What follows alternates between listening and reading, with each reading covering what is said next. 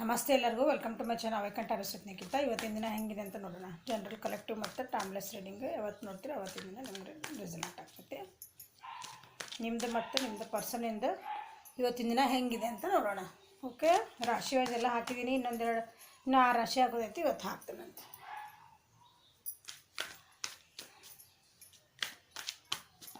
ನಮ್ಮ ವ್ಯೂವರ್ಸ್ಗೆ what is the guidance for ದಮ್.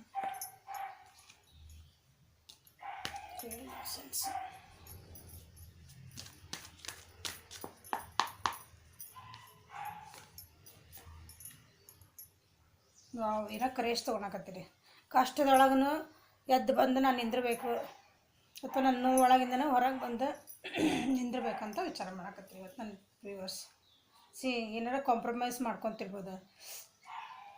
ನೀವು ಔಟ್ ಆಫ್ ದ ಬಾಕ್ಸ್ ಇದ್ರಿ ಅಂದ್ರೆ ಆ ಸಿಚುವೇಶನ್ದಾಗ ನಿಮ್ದು ಏನು ರೋಲೇ ಇದ್ದಿದ್ದಿಲ್ಲ, ನಿಮ್ಮನ್ನ ಇದ್ರೂ ಇಲ್ದರ್ಗತ್ತೆ ನೋಡ್ತಿರ್ತಾರಲ್ಲ, ಒಂದೊಂದ್ಸಲ ಇಗ್ನೋರ್ ಮಾಡ್ತಿರ್ತಾರಲ್ಲ, ಆ ಟೈಪ್ ನಿಮ್ದು ಏನಾರ ಪರಿಸ್ಥಿತಿ ಅಂದ್ರೆ ಅದ್ರೊಳಗೂ ಕರೇಜಿಂದ ನೀವು ಹೊರಗೆ ಬರ್ಬೇಕಂತ ವಿಚಾರ ಮಾಡ್ತೀರಿ.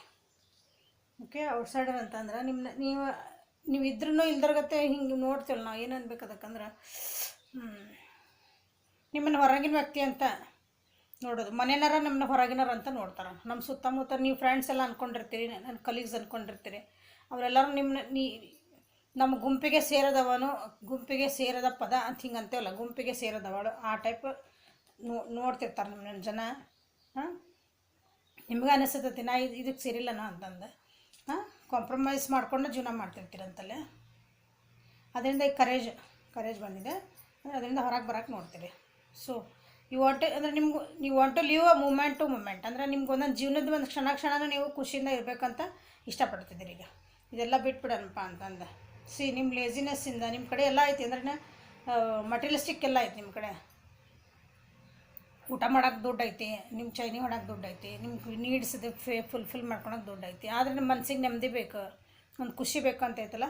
ಈಗ ಆ ಖುಷಿ ಸಲುವಾಗಿ ನೀವು ಧೈರ್ಯ ತೊಗೊಳಕತ್ತೀರಿ. ಓಕೆ, ಸ್ವಲ್ಪ ಸೋಷಲೈಸ್ ಆಗ್ತಿದ್ದೀರಿ. ನಿಮ್ಗೆ ಏನಾದ್ರು ಹೆಲ್ಪ್ ಬೇಕಂದ್ರೆ ಜನರನ್ನು ಕೇಳ್ತಿದ್ದೀರಿ, ಆ್ಯಕ್ಷನ್ ತೊಗೋಬೇಕಂತ ಮಾಡಿರಿ. You will need guidance. ನೋಡಿ, ಗೈಡೆನ್ಸ್ ಸಿಗ್ತೈತೆ ನಿಮಗೆ ಇವತ್ತು. ಹೀಲಿಂಗ್ ಆಗ್ತದೆ. ಓಕೆ, ಸೊ ಕರೇಜ್ ಯಾಕೆ ಬಂತಂತ ನೋಡೋಣ. ಓಕೆ, ಈ ಕಾರ್ಡ್ ನೋಡ್ರಿ, ಕರೇಜ್. ಕಲ್ಲೊಳಗಿಂದ ಒಂದು ಹೂವು ಅರಳಿ ಬಂದಿದೆ. ಮುಂದೆ ನೋಡ್ರಿ ಎಷ್ಟು ಚೆನ್ನಾಗಿ ಬ್ರೈಟ್ ಫ್ಯೂಚರ್. ನಿಮ್ಮದು ಏನಂತೀರಿ, ಒಂದು ಅಬಂಡೆನ್ಸ್ ಐತಿ ನಿಮ್ಮ ಜೀವನದಾಗ, ಒಂದು ಸಂಪತ್ತು, ವೆಲ್ತ್ ಅಂತೇವಲ್ಲ ಅಂಥದ್ದೆಲ್ಲ ಐತಿ. ನೀವು ಇಷ್ಟು ಕಷ್ಟದಿಂದ ಇಂಥ ಅಂದರೆ ಇಷ್ಟು ಕಷ್ಟ ಐತಿ ನಿಮ್ಮ ಜೀವನದೊಳಗೆ, ಒಂದು ಸಿಚುವೇಶನಿಗೆ, ಅದೋ ಒಂದು ಸಿಚುವೇಶನಿಗೆ ಅದ್ರೊಳಗಿಂದ ನಾನು ಎದ್ದು ಬಂದು ನಾನು ನಿಂದಿರಬೇಕು ಅನ್ನೋಂಥ ಧೈರ್ಯ ತೊಗೊಳಕತ್ತೀರಿ. ಈಗ ಇಷ್ಟು ದಿನ ತೊಗೊತಿದ್ದಿಲ್ಲ, ಕಾಂಪ್ರಮೈಸ್ ಮಾಡ್ಕೊಂಡು ಜೀವನ ಮಾಡ್ತಿದ್ರಿ. ಹೋಗಲಿ ಬಿಡ ನಂದು ಇಷ್ಟನ ಜೀವನ ಅಂತ. ಇಲ್ಲ, ನಾನು ಎದ್ದು ನಿಂದಿರ್ಬೇಕಲ್ಲ, ನಾನು ಯಾಕೆ ಹಿಂಗೆ ಅನ್ಕೊಂತ ಸಾಯ್ಬೇಕು. ಆ ಟೈಪ್ ಈಗ ಕರೇಜ್ ತೊಗೊಳಕತ್ತೀವಿ ಅಂದರೆ ಭಾಳ ಗಟ್ಟಿ ಮನಸ್ಸು ಮಾಡಿದೆ. ಕರೇಜ್ ಯಾಕೆ ಬಂತು? It is a major arcana. ಅಂದರೆ ಈ ಚೇಂಜಸ್ ಆಗೇ ಆಗ್ತಾವೆ ನಮ್ಮ ಜೀವನಕ್ಕೆ. ಇದನ್ನು 8 ಅವರ್ಸಿಂದ 8 ವೀಕ್ಸ್. ಈ ಚೇಂಜಸ್ ನಿಮಗೆ ಅನ್ನಿಸ್ತೈತಿ, ನಾನಿಷ್ಟು ಹೊರಗೆ ಬಂದೆ, ಇದರಿಂದ ನಾನು ಇಷ್ಟು ಧೈರ್ಯ ಮಾಡಿ ಹೊರಗೆ ಬಂದೆ ಅಂತ ನಿಮಗೆ ಫೀಲ್ ಆಗಕ್ಕೆ ಸ್ಟಾರ್ಟ್ ಆಗ್ತೈತಿ. 8 ಅವರ್ಸಿಂದ ನಾವು ಸ್ಟಾರ್ಟ್ ಆಗ್ಬೋದು, 8 ವೀಕ್ಸ್ ಮಟನೂ ಹಿಡಿಬೋದು ಟೈಮ್ ಒಬ್ಬೊಬ್ಬರಿಗೆ. ಓಕೆ, 8 ತಾಸಿಂದ ಹಿಡಿದು 8 ವಾರಗಳು.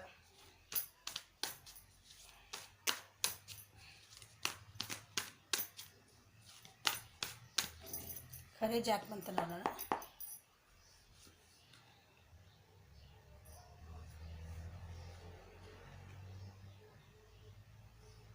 ನೀವು ನಿಮ್ಮ ಡ್ರೀಮ್ಸ್ ಒಳಗನ ಬರೀ ಜೀವನ ಮಾಡ್ತಿದ್ರಿ. ಅಂದರೆ ಇಮ್ಯಾಜಿನೇಷನ್ ಮಾಡ್ಕೊತಿದ್ರಿ, ನಾನು ಹಂಗಿರ್ಬೇಕು, ನಾನು ಹಿಂಗಿರ್ಬೇಕು, ನನಗೆ ಅದು ಬೇಕು, ಇದು ಬೇಕು ಅಂತಂದು. ಅದು ಪ್ರಾಕ್ಟಿಕಲಿ ಯೋಚನೆ ಅದು ಅಂದ್ರೆ ಸ್ಟೆಪ್ ತೊಗೋಬೇಕಲ್ಲ. ನಿಜವಾಗ್ಲೂ ಅದಕ್ಕಾಗಿ ನಾವು ಒಂದು ಆ್ಯಕ್ಷನ್ ತೊಗೊಳ್ಳೇಬೇಕು. ಅದು ಆ್ಯಕ್ಷನ್ ಇದ್ದಿದ್ದಿಲ್ಲ, ಬರೀ ನನ್ನ ಡ್ರೀಮ್ ಒಳಗೆ ನಾನು ಹಂಗಿರ್ಬೇಕು, ನಾನು ಅಷ್ಟು ಚಲೋ ಇರಬೇಕು, ಹಿಂಗಿರ್ಬೇಕು ಅಂತೆಲ್ಲ ಇರ್ತಾವಲ್ಲ ಕೆಲವೊಂದು. ಈಗ ಅದರಿಂದ ಹೊರಗೆ ಬರ್ತೀನಿ. ನಿಮ್ಮ ಇಲ್ಯೂಷನ್ಸ್, ನಿಮ್ಮದೊಂದು ಇಲ್ಯೂಷನ್ಸ್ ಅಂದರೆ ಈಗ ಭ್ರಮಾಲೋಕದಿಂದ ನೀವು ಹೊರಗೆ ಬರ್ತೀರಿ. ಹೊರಗೆ ಬಂದು ನಾನೀಗ ಇಲ್ಲ, ಪ್ರಾಕ್ಟಿಕಲಿ ನಾನು ಹೆಂಗೆ ವಿಚಾರ ಮಾಡಬೇಕು, ನಾ ಏನು ಸ್ಟೆಪ್ ತೊಗೋಬೇಕು, ನನ್ನ ಡ್ರೀಮ್ಸ್ ಎಲ್ಲ ನಾನು ಫುಲ್ಫಿಲ್ ಮಾಡ್ಕೋಬೇಕಂದ್ರೆ ನಾ ಏನು ಸ್ಟೆಪ್ ತೊಗೋಬೇಕು, ನನ್ನ ಕಂಫರ್ಟ್ ಝೋನಿಂದ ನಾನು ಹೊರಗೆ ಬರಬೇಕು. ನಿಮ್ಗೆ ಇಷ್ಟು ದಿನ ಏನೂ ಐಡಿಯಾ ಇದ್ದಿದ್ದಿಲ್ಲ, ಅಂದರೆ ನಾ ಅದರಿಂದ ಹೊರಗೆ ಹೆಂಗೆ ಬರ್ಬೋದು? ಸೊ ಐಡಿಯಾ ಇದ್ದಿದ್ದಿಲ್ಲ. ನಿಮ್ಗೆ ಇಲ್ಲಾಂದರೆ ಇದು ಏನೈತಲ್ಲ ನಿಮ್ದು ಒಂಥರ ಡ್ರೀಮ್ ಒಳಗೆ ಇರ್ತಿದ್ರಿ, ಸ್ಟೆಪ್ ತೊಗೊತಿದ್ದಿಲ್ಲ. ಯಾರು ಏನಾದರೂ ಹೇಳಿದ ಕೂಡ ಸಿಟ್ಟು ಬರ್ತೈತೆ ನಿಮಗೆ, ಆರ್ಗ್ಯುಮೆಂಟ್ಸ್ ಮಾಡ್ತಿದ್ರಿ ನಿಮ್ಮ ಜೊತೆಗೆ ಯಾರಾದರೂ ಮಾಡ್ತಿದ್ರು ಅಥವಾ ನೀವೇ ಮಾಡ್ತಿದ್ರಿ. ಹೀಗಾಗಿ ಬರೀ ನಿಮ್ಗೆ ಏನಂತೀರಿ, ಬರೀ ಅವಮಾನಗಳಾಗ್ತಿದ್ವ. ಹೀಗೆಲ್ಲ ಬಿಟ್ಟು ಈಗ ಹೊರಗೆ ಬರ್ಬೇಕಂತ ವಿಚಾರ ಮಾಡ್ತೀರಿ. ಈಗ ಸಾಕು, ಇಷ್ಟೆಲ್ಲ ಎಷ್ಟು ಅನ್ನಿಸ್ಕೊಂಡದಲ್ಲ. ತಪ್ಪು ಕಲ್ಪನೆಗಳಿಂದ ಹೊರಗೆ ಬರ್ತೀರಿ, ಪ್ರಾಕ್ಟಿಕಲಿ ವಿಚಾರ ಮಾಡೋಕ್ಕೆ ಸ್ಟಾರ್ಟ್ ಮಾಡ್ತೀರಿ. ಓಕೆ, ಯಾವ ರಾಶಿ ಅಂತ ಹೇಳ್ತೇನೆ ನೋಡ್ರಿ. ಕರ್ಕ ರಾಶಿ, ವೃಶ್ಚಿಕ ರಾಶಿ, ಮೀನ ರಾಶಿ, ಮತ್ತು ಮಿಥುನ, ತುಲಾ ಮತ್ತು ಕುಂಭ, ಇವರಿಗೆ ಜಾಸ್ತಿ ಇದು ರೆಸಿನೇಟ್ ಆಗ್ತೈತಿ. ಓಕೆ, ಏಂಜಲ್ಸ್ ನಿಮಗೆ ಏನು ಹೇಳಬೇಕಂತ ಇಷ್ಟಪಡ್ತಾರೆ ನೋಡೋಣ. This is a good change. Actually ನಿಮ್ಮ ಕಂಫರ್ಟ್ ಝೋನ್ ಬಿಟ್ಟು ಬಂದು ನೋಡಿರಿ. ಒಂದು ಸಲ ಒಬ್ರಿಗೆ ನಾ ಇಲ್ಲ ಅಂತ ಹೇಳ್ರಿ, ಆವಾಗ ನಿಜವಾಗ್ಲೂ ನಿಮ್ಮವ್ರ ಅಲ್ಲ ಅಂತ ಗೊತ್ತಾಗ್ಬಿಡ್ತೈತಿ. ಒಬ್ರದ್ದು ಮಾತು ಹೇಳಿದ್ದು ಕೇಳ್ತಿರ್ತೀರ ನಿಮಗೆ, ಒಟ್ಟು ಬೇಡ ಅಂತಿರಂಗಿಲ್ಲ ಯಾರೇ ಇರಲಿ ಅವರು. ಒಂದು ಸಲ ನನ್ನ ಕೈಯಿಂದ ಆಗಂಗಿಲ್ಲ ಅಂತ ನಿಮ್ಮ ಸ್ಟ್ಯಾಂಡ್ ತೊಗೊಂಡು ನೋಡ್ರಿ, ಆವಾಗ ಅವ್ರದ್ದು ನಿಜವಾದ ಗುಣ ನಿಮಗೆ ನಿಜವಾದ ಅವ್ರ ಬಣ್ಣ ಗೊತ್ತಾಗ್ತೈತಿ. ಆ ರೀತಿ ಕರೇಜ್ ಮಾಡ್ಕೊಳಕತ್ತೀರಿ ನೀವು. ನಂದು ನಾನು ನೋಡ್ಕೊತೀನಿ, ನನ್ನ ಮಾಡ್ಕೊತೀನಿ. See, allow yourself to receive. This will increase your intuition, energy and ability to give others. Receptive ಮೋಡಿಗೆ ಬರ್ತಾ ಇದ್ರಿ ನೀವೀಗ. ಅಂದರೆ ರಿಸಿಪ್ಟಿವ್ ಮೋಡ್ ಅಂತಂದ್ರೆ ನಿಮ್ಗೆ ಏನು ಜಗತ್ತು ಒಂದು ಪಾಸಿಬಿಲಿಟಿ ಎಲ್ಲರೂ ಏನು ದೇವ್ರು ಕೊಡ್ತಿರ್ತಾನಲ್ಲ, ನಿಮ್ಮ ಸುತ್ತಮುತ್ತ ನಿಮ್ಗೆ ಒಂದು ಅಪಾರ್ಚುನಿಟಿ ಕೊಡ್ತಿರ್ತಾನೆ ನೀವು ಬೆಳಿಬೇಕಂತಂದು. ಅದನ್ನು ನೋಡೋ ಅಂತ ನಿಮಗೆ ಸ್ಟಾರ್ಟ್ ಆಗ್ತದೆ ಈಗ.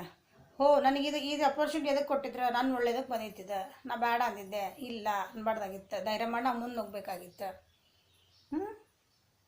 ನಿಮ್ಮ ಇಂಟ್ಯೂಷನ್ಸ್, ನಿಮ್ಮ ಒಳ ಮನಸ್ಸು ಏನು ಹೇಳ್ತೈತಲ್ಲ, ಎಲ್ಲರದು ಒಂದು ಗಟ್ ಫೀಲಿಂಗ್ ಅಂತ ಹೇಳ್ತೇವೆ, ಎಲ್ಲರಿಗೂ ಇರ್ತೈತೆ ಅದು.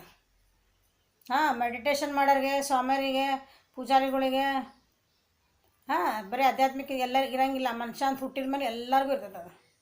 ಅದನ್ನು ಲಕ್ಷ್ಯ ಮಾಡ್ಕೊಳ್ರಿ. ಅದು ಒಂದು ಏನಾರು ಕೆಲಸ ಮಾಡೋ ನಮಗೆ ಚಲೋ ಅನಿಸಿಲ್ಲ ಅಂದ್ರೆ ಗಟ್ ಫೀಲಿಂಗ್ ಗೊತ್ತಾಗ್ಬಿಡ್ತದೆ. ಯಾಕೋ ನನಗೆ ಅದು ಮಾಡೋಕ್ಕೆ ಚಲೋ ಅನ್ಸಕತ್ತಿಲ್ಲ, ನನಗೆ ಯಾಕೋ ಒಳ್ಳೇದು ಅನ್ಸಕತ್ತಿಲ್ಲ, ನನಗೆ ಹ್ಞೂ ಅನ್ಬೇಕಂತ ಅನ್ಸಕತ್ತಿಲ್ಲ ಅಂದ್ರೆ ಅನ್ಸಕತ್ತಿಲ್ಲ ಇಲ್ಲ ಅಂತಲೇ ಹೇಳೋದು ಕಲೀರಿ. ಹಂಗೆ ನಿಮ್ಮದು ಏನಾರು ಇಂಟ್ಯೂಷನ್ಸ್ನ ಫಾಲೋ ಮಾಡೋಕ್ಕೆ ಸ್ಟಾರ್ಟ್ ಮಾಡ್ತೀರಿ. ನಿಮ್ಮದು ಇಂಟ್ಯೂಷನ್ ಜಾಸ್ತಿ ಮಾಡ್ಕೊಳ್ರಿ ಅಂತ ಹೇಳ್ತಿದ್ದೆ. ನಿಮ್ಮ ಎಬಿಲಿಟಿನೂ ಜಾಸ್ತಿ ಆಗ್ತದವ, ನಿಮ್ಮ ಎನರ್ಜಿನೂ ಜಾಸ್ತಿ ಆಗ್ತೈತಿ. ಓಕೆ, ಈಗ ನಿಮ್ಮ ಪರ್ಸನಿಂದ ಏನಿದೆ ಅಂತ ನೋಡೋಣ. ನಿಮ್ಮ ಪರ್ಸನಿಂದ ಯೂನಿವರ್ಸಿನ ಪರ್ಸನಿಂದ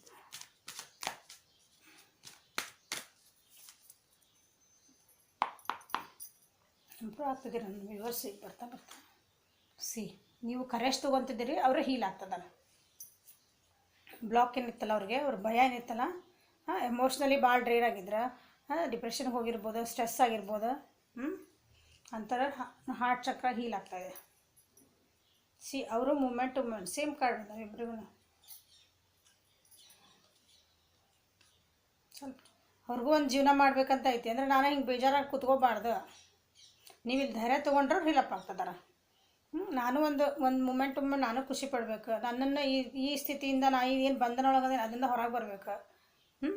ಆ ರೀತಿ ವಿಚಾರ ಮಾಡ್ತಿದ್ದಾರೆ. ಅವ್ರಿಗೂ ಕಾಂಪ್ರಮೈಸಸ್ ಬೇಡ. ಈಗ ಅವ್ರಿಗೂ ಕಾಂಪ್ರಮೈಸಸ್ ಇಲ್ಲ. ನಿಮ್ಮ ಜೊತೆ ಕಾಂಪ್ರಮೈಸ್ ಮಾಡ್ಕೋಬೇಕು ಅಂದ ಇಲ್ಲ, ನಾ ಕಾಂಪ್ರಮೈಸ್ ಮಾಡ್ಕೊಳಂಗಿಲ್ಲ. ಥಂಡರ್ ಬೋಲ್ಟ್ ಅಂದ್ರೆ ಇಷ್ಟು ದಿನ ಅವ್ರು ಏನು ಬಂಧನ ಒಳಗಿದ್ರೆ ಬೇರೆಯವ್ರೊಬ್ರು ಹೇಳಿದ ಮತ್ತೆಲ್ಲ ಕೇಳ್ತಿದ್ರಲ್ಲ, ಅದರಿಂದ ಹೊರಗೆ ಬರ್ತಾರೆ. ಅವರು ತಮ್ಮದ ಸ್ಟ್ಯಾಂಡ್ ತೊಗೋಬೇಕಂತ ಬರ್ತಾರೆ. ಸಿ, ನಿಮ್ಮ ರಿಲೇಷನ್ಶಿಪ್ ಅವ್ರ ಜೀವನ ಹೊಸ ರೀತಿ ನೋಡ್ತಾರೆ. ಓವರ್ ಥಿಂಕ್ ಮಾಡೋದು ಬಿಡ್ತಾರೆ. ಅವರು ತಮ್ಮ ಇಂಟ್ಯೂಷನ್ಸ್ನ ಕೇಳೋಕ್ಕೆ ಸ್ಟಾರ್ಟ್ ಮಾಡ್ತಾರೆ. So good. ಈಗೆಲ್ಲ ಈ ಒಂದು ವಾರ ಆತನ ಇಬ್ಬರದು ಸೇಮ್ ಸ್ವಲ್ಪ ಬರ್ತದ. Good changes. ನೀವು ಜೀವನಕ್ಕೆ ಧೈರ್ಯ ತೊಗೊತಿದ್ರೆ ಅವರು ಭಾವನಾತ್ಮಕವಾಗಿ ಅವರು ಹಿಂಗೆ ಏನಂತೀರಿ ಅದರಿಂದ ಹೊರಗೆ ಬರ್ತಿದ್ದಾರೆ, ಗಟ್ಟಿ ಆಗ್ತದಾರೆ.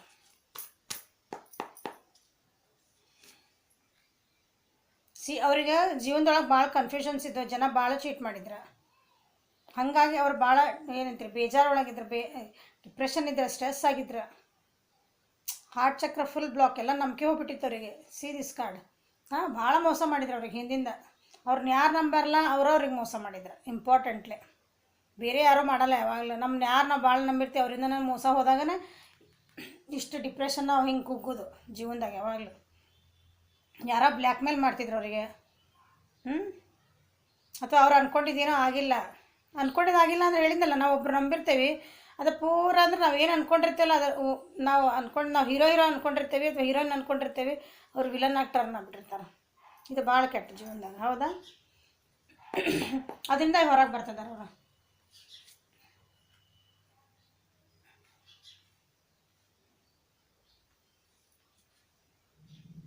ಪೇಷನ್ಸ್ ಆಗ್ತದೆ, ಅಂದರೆ ಸಮಾಧಾನ ತಾಳ್ಮೆ ತೊಗೊತಿದ್ದಾರೆ. ಒಂದು ಜೀವನಕ್ಕಾಗಿ ನಾ ಏನು ಸ್ಟೆಪ್ ತೊಗೋಬೇಕು ಅಂದ ಮುಂದಿಂದ ಮತ್ತು ಸ್ಟಾರ್ಟಿಂಗಿಂದ ಮಾಡೋಣ. ಸಣ್ಣ ಮಕ್ಳು ಹೆಂಗೆ ನಾವು ಸಣ್ಣದಿಂದ ಮತ್ತು ಸ್ಟಾರ್ಟ್ ಮಾಡ್ತೀವಲ್ಲ, ಸಣ್ಣ ಮಕ್ಕಳಿಂದ ನಾವು ಹೆಂಗೆ ಅಂದರೆ ಒಂದು ಎಕ್ಸಾಂಪಲ್, ಸಣ್ಣ ಮಕ್ಕಳಿಂದ ನಾವು ಹೆಂಗೆ ಮತ್ತೆ ದೊಡ್ಡವರಾಗ್ತಾ ಬೆಳಿತೀವಿ, ಹಂಗೆ ಇದನ್ನು ಮತ್ತೆ ಫಸ್ಟಿಂದ ಸ್ಟಾರ್ಟ್ ಮಾಡೋಣ. ನನ್ನ ಜೀವನನ ಅಥವಾ ನಿಮ್ಮ ರಿಲೇಷನ್ಶಿಪ್ನ ಅಥವಾ ಅವ್ರದ್ದು ಜೀವನದಾಗ ಏನಾರು ಬೇರೆ ಪ್ರಾಬ್ಲಮ್ಸ್ ಇದ್ವು ಅಂದ್ರೆ ಅದನ್ನು ಮತ್ತೆ ಸ್ಟಾರ್ಟಿಂಗ್ನ ಸ್ಟಾರ್ಟ್ ಮಾಡೋಣ. ನಾನು ಮೊದಲಿಂದ ವಿಚಾರ ಮಾಡೋಣ, ಇದ್ರದ್ದು ಏನಾಯ್ತು ಅಲ್ಲಿಗೆ ಮತ್ತೆ ಕರೆಕ್ಟ್ ಬರ್ತೈತಿ ಅಂತ. ಆ ರೀತಿ ವಿಚಾರ ಮಾಡ್ತಿದ್ದಾರೆ. ಗುಡ್. ಈಗ ಕಾನ್ಫಿಡೆನ್ಸ್ ಬಂದಿದೆ, ಓಪನ್ ಮೈಂಡ್ ಆಗ್ಯಾರ ಅವರು. ಈಗ ಸ್ವಲ್ಪ ಸೈಲೆಂಟ್ ಆಗ್ಯಾರ ಅನ್ನಿಸ್ತದೆ ಅವರು. ಜಾಸ್ತಿ ಮಾತಾಡ್ತಿದ್ರನ ಈಗ ಸೈಲೆಂಟ್ ಆಗ್ಯಾರ, ಅಂದ್ರೆ ತಮ್ಮನ್ನು ತಾವು ಅರ್ಥಕೊಳಕತ್ತಾರ. ಓಕೆ. ಇದೇ ಇಲ್ಲಿ ಯಾವ ರಾಶಿ ಅಂದ್ರೆ ಮಿಥುನ, ತುಲಾ ಮತ್ತು ಕುಂಭರಾಶಿ ಮತ್ತು ಮೇಷ, ಸಿಂಹ ಮತ್ತು ಧನುಷ್ ರಾಶಿಯರ ನಿಮ್ಮ ಪರ್ಸನ್ನಿಂದ ಬಂದಿದ್ದಾರೆ. ಅವ್ರಿಗೆ ಜಾಸ್ತಿ ರೆಸೊನೇಟ್ ಆಗ್ತದೆ. ಬಟ್ ಇದ್ರೊಳಗೆ ಯಾರಿಗಾದ್ರೂ ಎಲ್ಲರಿಗೂ ಒಂದು ಮೆಸೇಜ್ ಇದ್ದೇ ಇರ್ತೈತೆ. ಇಲ್ಲ ನಮ್ಮ ಸಿಚುವೇಶನ್ಸ್ ಏನೂ ಇಲ್ಲ ಅಂದರೆ ಈ ರೀಡಿಂಗ್ ನಿಮಗೆಲ್ಲ ಅಂದ್ಕೊಂಡ್ಬಿಟ್ಟು.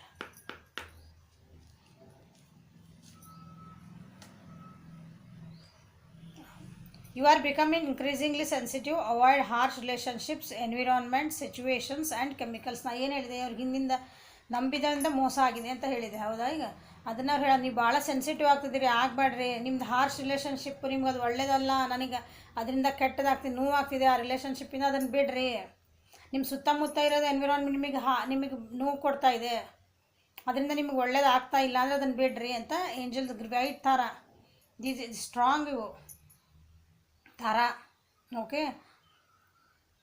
ನಿಮ್ಮ ಜೀವನಕ್ಕೆ ಏನು ಒಳ್ಳೇದಲ್ಲ ಅಂತ ನಿಮಗೆ ಅನ್ನಿಸ್ತದಲ್ಲ, ಅದನ್ನು ಭಾಳ ಸೆನ್ಸಿಟಿವ್ ಆಗಿಬಿಡ್ರಿ. ಅಂದ್ರೆ ಅದನ್ನು ಹಚ್ಕೊಂಡು ಬೇಜಾರು ಮಾಡ್ಕೊಬೇಡ್ರಿ. ನಮಗಲ್ಲ ಅಂದ್ಕೊಂಡು ಸುಮ್ಮನೆ ಬಿಡೋದು ಕಲಿರಿ ಅಂತ ಹೇಳ್ತಿದ್ದಾರೆ. Okay. This is a reading for today. Like ಮಾಡಿರಿ, ಶೇರ್ ಮಾಡಿರಿ, ಸಬ್ಸ್ಕ್ರೈಬ್ ಮಾಡಿರಿ, ಬೆಲ್ ಐಕಾನ್ ಪ್ರೆಸ್ ಮಾಡಿರಿ, ಕಮೆಂಟ್ಸ್ ಮಾಡಿರಿ. Okay. Have a great day. Thank you.